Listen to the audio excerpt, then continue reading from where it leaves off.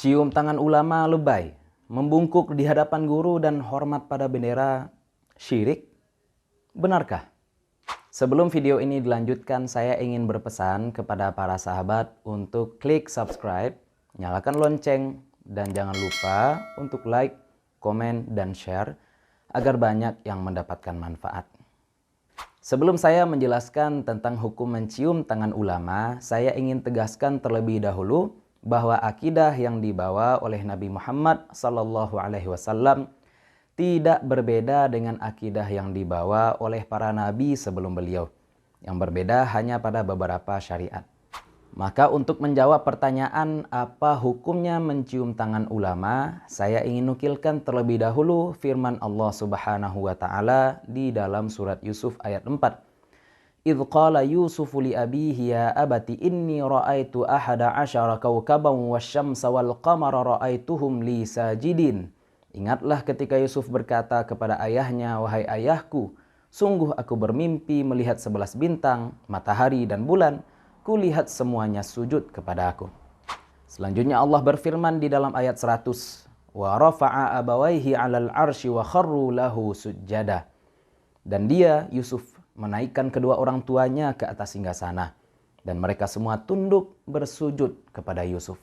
Allah juga berfirman di dalam surat Al-Baqarah ayat 34, wa idh qulna lil malaikati isjudu li adama fasajadu illa iblisa aba wastakbara wa kana minal kafirin. Dan ingatlah ketika kami berfirman kepada para malaikat, sujudlah kamu kepada Adam, maka mereka pun bersujud kecuali iblis. Ia menolak dan menyombongkan diri, dan ia termasuk golongan yang kafir. Malaikat bersujud kepada Nabi Adam tanpa babi bu. Sekiranya orang yang bersujud kepada selain Allah itu langsung dicap sebagai kafir, tentu saja iblis bisa berdalih bahwa ia tidak mau bersujud kepada Adam karena sujud kepada makhluk itu syirik. Nyatanya ia dituduh sebagai kafir karena tidak mau bersujud kepada Nabi Adam. Itu tentang sujud. Lalu bagaimana hal mencium kaki? Imam Tirmizi meriwayatkan di dalam hadis nomor 2773 bahwa dua orang Yahudi datang kepada Nabi SAW. Mereka berdua pun menanyai Nabi beberapa pertanyaan. Setelah Rasulullah SAW menjawab seluruh pertanyaan yang dilontarkan, dua Yahudi tersebut akhirnya mengakui kenabian beliau dan beriman kepada beliau, seraya mencium tangan dan kaki dari Rasulullah Sallallahu Alaihi Wasallam. Kalau ada yang bilang bahwa ini khusus bagi Nabi Sallallahu Alaihi Wasallam, maka Imam Bukhari dalam kitab Adabul Mufrad bahkan juga menyampaikan, Sayyidina Ali bin Abi Thalib pernah mencium kaki paman Nabi Sallallahu Alaihi Wasallam, Abbas bin Abdul Muttalib radhiyallahu anhuma. Barangkali inilah yang membuat Imam Bukhari merasa wajar ketika Imam Muslim berkata kepada beliau saat menyaksikan kehebatan Imam Bukhari dalam melihat ilal hadis. Da'ni uqabbilu rijlaika ya tabibal hadithi fi ilalih wa ya ustadzal ustadzin wa ya sayyidal muhaddithin. Izinkan aku mencium dua kakimu, wahai dokter ilal hadis, wahai guru dari para guru, punggawa para muhaddisin. Masih mau kisah salaf?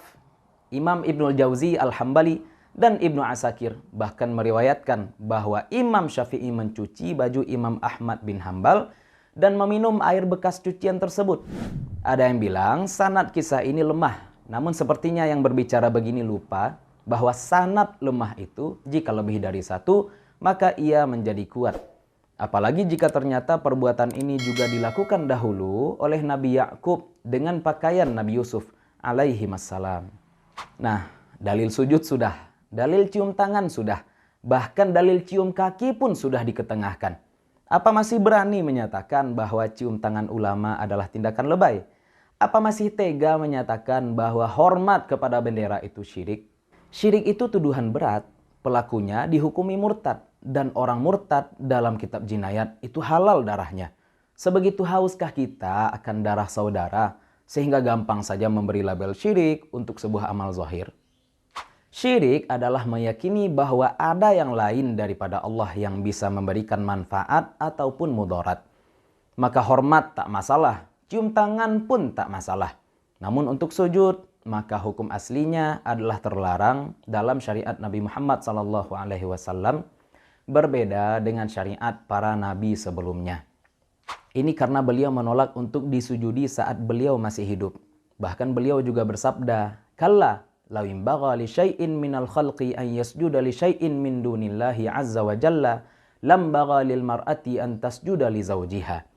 Artinya, sungguh seandainya patut bagi seorang makhluk bersujud kepada selain Allah, maka sepatutnya seorang wanita bersujud kepada suaminya.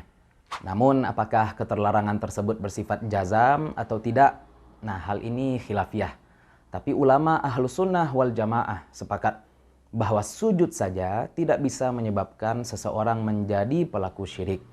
Akidahnya, keyakinannya mesti benar-benar diteliti terlebih dahulu dalam mahkamah yang sah di bawah pimpinan qadhi yang adil untuk dilakukan pembuktian lebih lanjut.